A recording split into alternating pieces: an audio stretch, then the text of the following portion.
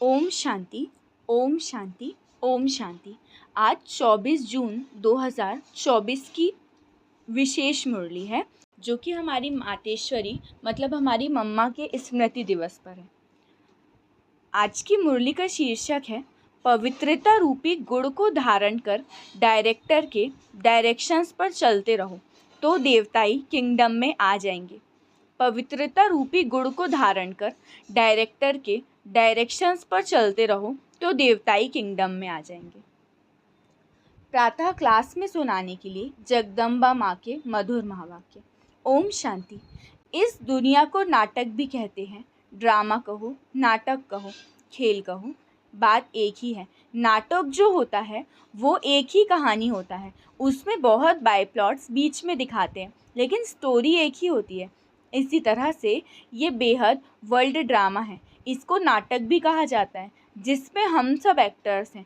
अभी हम एक्टर्स हैं, तो एक्टर्स को नाटक का पूरा पता होना चाहिए कि किस स्टोरी पर ये शुरू होता है, हमारा ये पार्ट कहाँ से शुरू हुआ है और कहाँ तक पूरा होता है। फिर उसमें समय प्रति समय किस किस एक्टर का कैसे कैसे पार्ट होता है और उसका डायरेक्टर क्रिएटर कौन है और इस नाटक में हीरो हीरोइन पार्ट किसका है, इन सब बातों का नॉलेज होना चाहिए। खाली नाटक कहने से काम नहीं चलेगा। नाटक है तो नाटक के हम एक्टर्स हैं।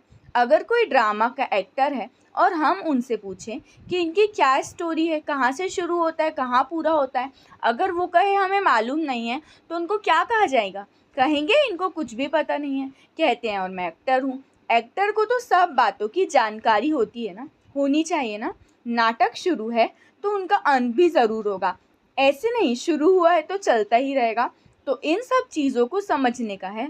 इस बेहद के नाटक का जो रचयिता है वो जानता है कि किस तरह से इस नाटक की शुरुआत हुई, इसमें मुख्य एक्टर्स कौन हैं और सभी एक्टर्स में हीरो एंड हीरोइन का पार्ट किसका है। ये सब बातें भगवान समझा रहे हैं। ये सब नॉलेज जो रोज़ क्लास में आते हैं और सुनते हैं वो समझते हैं। उन्हों को मालूम है कि इसका पहला डायरेक्टर और क्रिएटर कौन है।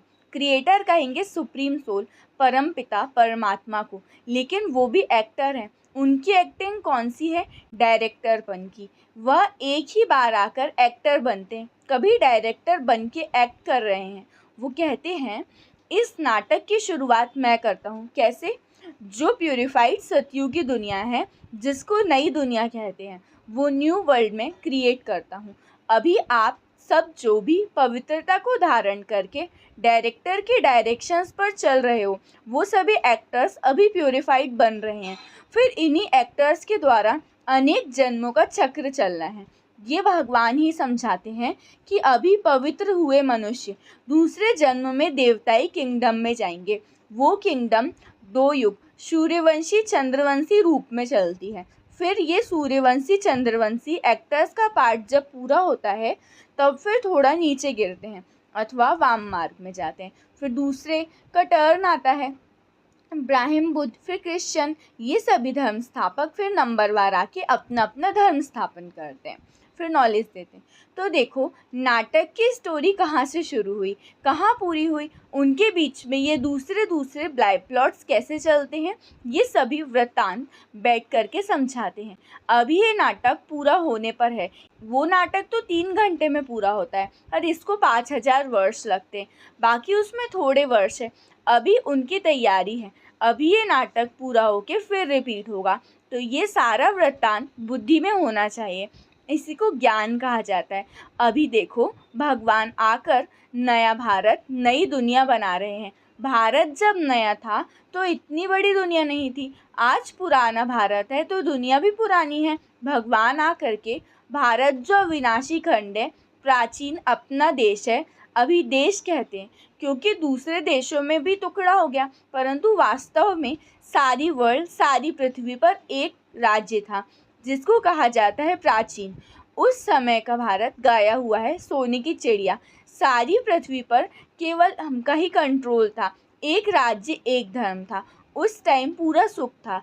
अभी कहाँ है? इसीलिए भगवान कहते हैं उसका डिस्ट्रक्शन करके फिर एक राज्य, एक धर्म और प्राचीन, वही नया भारत, नई दुनिया बनती है। समझा? उस दुनिया में कोई दुख नहीं, कोई रोग नहीं, कभी कोई अकाले मृत्यु नहीं। तो ऐसी लाइफ पाने के लिए पुरुषार्थ करो। मुफ्त में थोड़े ही मिलेगी, कुछ तो मेहनत करनी पड़ेगी। बीज बोएंगे तो पाएंगे, बोएंगे नहीं तो पाएंगे कैसे? तो ये कर्म क्षेत्र है। इस क्षेत्र में कर्मों का बोना है। जो कर्म हम बोते हैं वो फल पाते हैं। बाप कर्मों का बीज बोने के लिए सिखला रहे हैं। जैसे खेती करना सिखलाते हैं, ऐसे बीज डालो, कैसे उसकी संभाल करो उनकी भी ट्रेनिंग देते हैं। तो भगवान आके हमारे को कर्म के खेत के लिए कर्मों को बोए कैसे उसकी ट्रेनिंग दे रहे हैं कि अपने कर्मों को ऊंचा बनाओ, अच्छे बीज डालो तो फिर फल अच्छा मिलेगा। जब कर्म अच्छा होगा तो फिर जो बोएंगे उसका फल भी अच्छा मिलेगा। अगर कर्म रूपी बीज में ताकत नहीं होगी, कर्म बुरे बोएंगे तो फल क्या मिलेगा? ये जो खा रहे हैं फिर हो रहा है, जो आते हैं उसमें ही रो रहे हैं। दुख और अशांति है, कुछ ना कुछ रोग आदि खिटखिट होती रहती है। सब बातें मनुष्य को दुखी करती है ना। इसीलिए भगवान कहते हैं अभी तुम्हारे कर्म को मैं ऊंची क्वालिटी का बनाता हूँ। जैसे बीज भी उसी क्वालिटी का होगा तो उस क्वालिटी को बोएंगे तो उसका फल अच्छा निकलेगा। अगर बीज अच्छी क्वालिटी का नहीं होगा तो फिर अच्छी क्वालिटी का फल नहीं मिलेगा। तो हमारे कर्म की भी अच्छी क्वालिटी चाहिए। तो अभी भगवान हमारे कर्म रूपी बीज को अच्छी क्वालिटी वाला बनाते हैं। तो वो श्रेष्ठ क्वालिटी का बीज अगर बोएंगे तो फल भी फिर श्रेष्ठ मिलेगा। अभी अपने कर्मों की बीज है, अच्छा बनाओ, अच्छा बोना सीखो। तो ये सभी चीज़ों को समझ के अपना पुरुषार्थ करो। अच्छा, अभी 2 मिनट साइलेंस। साइलेंस का मतलब I am soul. First silence के पीछे टॉकी में आते हैं। अब भगवान कहते हैं फिर चलो साइलेंस वर्ल्ड की ओर। तो वर्ल्ड साइलेंस, शांति अपना स्वधर्म है। उस साइलेंस में चलने के लिए कहते हैं इस देह का और देह सहित देह के संबंधों को अभी अटैचमेंट छोड़ो, फिर उनसे डिटैच हो जाओ। सन ऑफ सुप्रीम सोल, अब मुझे याद करो और मेरे धाम में आ जाओ। तो अभी चलने का ध्यान रखो, अभी आने का नहीं ख्याल रखो। अंत मति सो गति, अभी कोई में भी अटैचमेंट नहीं। अभी तो शरीर की भी अटैचमेंट छोड़ दो। समझा? ऐसी अपनी धारणा बनाने की। अच्छा, अब बैठो साइलेंस में। चलते फिरते भी साइलेंस, बोलते भी साइलेंस। बोलते कैसे साइलेंस होगी मालूम है? बोलते समय हमारा बुद्धि योग अपने उसी I am soul, first pure soul अथवा साइलेंस सोल, इस याद में रखना। बोलते समय हमारे में ये नॉलेज होनी चाहिए कि आई एम सोल, इस ऑर्गन्स से बोलते हैं। तो ये अपनी प्रैक्टिस होनी चाहिए। जैसे हम इसका आधार लेकर के बोलते हैं, चलो अभी आँखों का आधार लेते देखते हैं। जिसकी ज़रूरत है उसका आधार लेकर के काम करते हैं। ऐसे आधार लेके काम करेंगे तो बहुत खुशी रहेगी, फिर कोई बुरा काम नहीं होगा। अच्छा, ऐसे बाप दादा और माँ के मीठे मीठे बहुत अच्छे सदा साइलेंस की अनुभूति करने वाले बच्चों के प्रति याद प्यार और गुड मॉर्निंग। अच्छा, अब कहो हम रूहानी बच्चों की रूहानी बाप दादा को याद प्यार गुड मॉर्निंग और नमस्ते नमस्ते नमस्ते। शुक्रिया बाबा, शुक्रिया। अब फिर आगे संदेशी जी के तन द्वारा ऑलमाइटी पिता के उच्चारित महावाक्य हैं मातेश्वरी जी के प्रति। हे शिरोमणि राधे बेटी, तुम निस्दिन मेरे सम दिव्य कार्य में तत्पर हो, अर्थात वैष्णव शुद्ध स्वरूप हो, शुद्ध सेवा करती हो, इसीलिए साक्षात मेरा स्वरूप हो। जो बच्चे अपने पिता के फुटस्टेप नहीं लेते उन्हों से मैं बिल्कुल दूर हूँ, क्योंकि बच्चे तो फिर पिता के समान अवश्य चाहिए ना। ये कायदा अभी स्थापन होता है। और जो सतयुग त्रेता तक चलता है वहाँ जैसे बाप वैसे बेटे, परंतु द्वापर कलयुग में जैसे बाप वैसे बेटे नहीं होते। अभी बच्चों को बाप समान बनने का परिश्रम करना पड़ता है, मगर वहाँ तो नेचुरल ऐसा कायदा बना हुआ है जैसे बाप वैसा बेटा, जो अनादि कायदा इस संगम पर ईश्वर पिता प्रत्यक्ष होकर स्थापन करते हैं। सेकेंड पॉइंट, मधुर माली की मधुर मीठी दिव्य पुरुषार्थ बेटी, अब तुझे बहुत रमणीक स्वीटनेस बनना और बनाना है। अभी वर्ल्ड सॉवरेनिटी की चाबी सेकंड में प्राप्त करना और कराना तुम्हारे हाथ में है। देखो, ऑलमाइटी जो हर एक जीव प्राणी का मालिक है, वो सब प्रैक्टिकल में इस कर्म क्षेत्र पर आया है, तब सारी सृष्टि हैप्पी हाउस बन जाती है। इस समय वही जीव प्राणियों का मालिक अव्यक्त रीति से सृष्टि को चला रहा है, लेकिन जब वो प्रत्यक्ष रूप में देहधारी बन मालिकपन से कर्म क्षेत्र पर आता है, तब सतयुग त्रेता के समय सभी जीव प्राणी सुखी बन जाते हैं। वहाँ सच की दरबार खुली रहती है। जिसने ईश्वरीय सुख प्राप्त करने के अर्थ पुरुषार्थ किया है, उन्हों को वहाँ सदा के लिए सुख प्राप्त हो जाता है। ये समय अभी जीव प्राणियों को सुख का दान नहीं मिलता, पुरुषार्थ ही प्रारब्ध को खींचता है। जिन्हों का ईश्वर से योग है, उन्हों को ईश्वर द्वारा संपूर्णता सुख का दान मिल जाता है। थर्ड पॉइंट, ओहो, तुम वही शक्ति हो जो अपनी ईश्वरीय ताकत का रंग दिखलाए इस आसुरी दुनिया का विनाश कर दैवी दुनिया की स्थापना कर रही हो। फिर पीछे सभी शक्तियों की महिमा निकलती है। अभी वो ताकत तुम्हारे में भर रही है। तुम सदा अपने ईश्वरीय बल और रूहाब के मर्तबे में रहो तो सदा अपार खुशी रहेगी। नित्य हर्षित मुख। तुमको नशा होना चाहिए कि मैं कौन हूँ, किसका हूँ, हमारा कितना सौभाग्य है, कितना बड़ा पद है। अभी तुम पहले सेल्फ का स्वराज्य प्राप्त करते हो, फिर सतयुग में युवराज बनेंगे, तो कितना नशा चाहिए। इस अपने भाग्य को देख खुशी में रहो। अपने लक को देखो, उनसे कितनी लॉटरी मिलती है। ओहो, कितना श्रेष्ठ तेरा लक, जिस लक से वैकुंठ की लॉटरी मिल जाती है। समझा लकीएस्ट देवी फूल बच्ची। फोर्थ पॉइंट, इस सुहावने संगम समय पर स्वयं निराकार परमात्मा ने साकार में आकर ये ईश्वरी फैक्ट्री खोली है, जहाँ से कोई भी मनुष्य अपना विनाशी कखपन दे अविनाशी ज्ञान रत्न ले सकता है। ये जिसको बुद्धि से खरीद करना है। ये कोई स्थूल वस्तु नहीं है जो इन नैनों से देखने में आए, मगर अति महीन गुप्त छुपी हुई होने के कारण इनको कोई भी लूट नहीं सकता। ऐसा सर्वोत्तम ज्ञान खजाना प्राप्त करने से अति निसंकल्प सुखदायक अवस्था रहती है। जब तक कोई ने ये अविनाशी ज्ञान रत्न खरीद नहीं किया है, तब तक निश्चिंत, बेफिक्र, निसंकल्प रह नहीं सकता। इसीलिए इस अविनाशी ज्ञान रत्नों की कमाई कर अपनी बुद्धि रूपी सूक्ष्म तिजोरी में धारण कर नित्य निश्चिंत रहना। विनाशी धन में तो दुख समाया हुआ है और अविनाशी ज्ञान धन में सुख समाया हुआ है। फिफ्थ पॉइंट, जैसे सूर्य सागर के जल को खींचता है फिर ऊंचे पहाड़ों पर बरसता है, ऐसे भी डायरेक्ट ईश्वर द्वारा वर्षा बरसती है।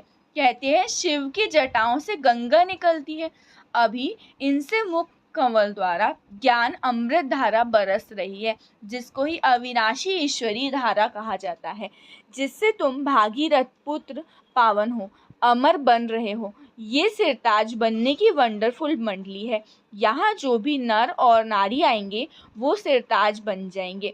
दुनिया को भी मंडली कहा जाता है। मंडल अर्थात स्थान। अब ये मंडली कहाँ तक टिकी हुई है?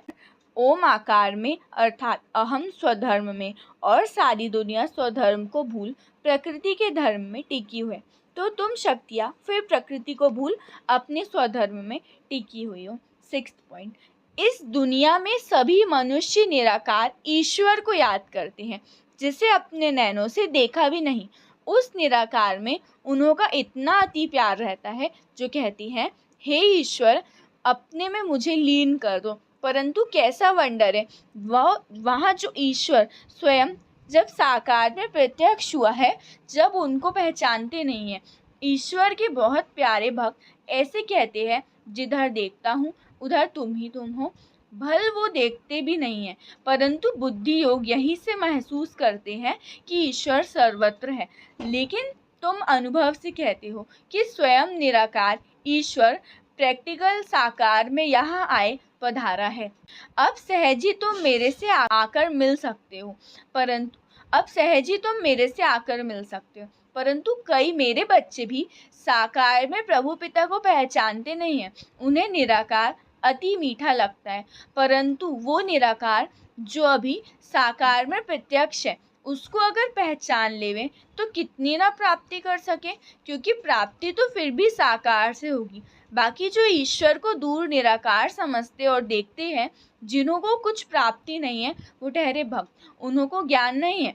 अब साकार प्रभु पिता को जानने वाले ज्ञानी बच्चे सर्व दैवी गुणों की खुशबू से भरे हुए स्वीट फ्लावर अपने प्रभु पिता का अपना जीवन ही चढ़ा देते हैं, जिससे उन्हें जन्म जन्मांतर संपूर्ण देवताई दिव्य शोभनीक तन प्राप्त होता है। 7th पॉइंट, सेल्फ को जानने से ही तुम्हें राइट रॉन्ग सत्य असत्य की परख आ गई है। इस ईश्वरीय ज्ञान से त्रुट जबान रहती है, जिससे किसी का संगदोष चढ़ नहीं सकता। संगदोष की छाया उनके ऊपर पड़ती है जो खुद अज्ञानवश है। इस समय त्रुट जमाना है नहीं, इसीलिए किसी की जमान पर भरोसा ना कर उन्हों से लिखित लिखवाते हैं। मनुष्यों को बोल अनत्रुत निकलता है, अगर ट्रुथ होता तो उनके महावाक्य पूजे जाते ना। जैसे देखो, डिवाइन फादर के त्रुत महावाक्यों से शास्त्र बने हुए हैं, जिन्हों का गायन और पूजन चलता है। उनके त्रुत सत्य महावाक्यों को धारण करने से ईश्वरीय क्वालिटीज आ जाती है। न सिर्फ इतना, मगर कोई तो पढ़ते पढ़ते श्री कृष्ण के ब्रह्म के साक्षात्कार को भी पा लेते हैं। ओहो, होली हृदय कमल, होली हस्त कमल, होली नयन कमल बेटी राधे, तेरी सारी काया पलट कमल फूल सम कोमल कंचन बन गई। परंतु पहले जब सोल कंचन बनती है तब सारा तन कंचन प्योर हो जाता है। जिस होली कोमल तन में ही अति कशिश भरी हुई है, तुम अपने परमेश्वर पिता द्वारा अज्ञान तपत को बुझाए, ज्ञान तेज को जगाए, अति शीतल रूप बन गई हो। खुद शीतल रूप बन, फिर अन्य हम जीन्स को भी ऐसी सच्ची शीतलता दान देने और इस सुहावने संगम समय पर निमित्त बनी हुई हो। तुम्हारे जड़ चित्रों द्वारा भी सारी दुनिया को शीतलता और शांति का दान मिलता रहता है। अभी तुम सारी सृष्टि को सेल्वेशन में लाए, अंत में अपना दिव्य तेज दिखाए, न्यू वैकुंठ गोल्डन गुलशन में जाकर विश्राम करेंगी। मतलब जब मम्मा का स्मृति दिवस था, जब मम्मा संपूर्ण हुई थी, तो मम्मा के अंदर इतनी सारी क्वालिटीज़ आई थी, तो फिर भगवान ने भी उनकी महिमा की थी। अच्छा, आज का वरदान है, बाबा शब्द की चाबी से सर्व खजाने प्राप्त करने वाली भाग्यवान आत्मा भव। बाबा शब्द की चाबी से सर्व खजाने प्राप्त करने वाली भाग्यवान आत्मा भव। विस्तार है, चाहे और कुछ भी ज्ञान के विस्तार को जान नहीं सकते, वह सुना नहीं सकते, लेकिन एक शब्द बाबा दिल से माना और दिल से औरों को सुनाया तो विशेष आत्मा बन गए। दुनिया के आगे महान आत्मा के स्वरूप में गायन योग्य बन गए, क्योंकि एक बाबा शब्द सर्व खजानों की वह भाग्य की चाबी है। चाबी लगाने की विधि है दिल से जानना और मानना। दिल से कहो बाबा तो खजाने सदा हाजिर हैं। आज का स्लोगन है, बाप दादा से स्नेह है तो स्नेह में पुराने जहान को कुर्बान कर दो।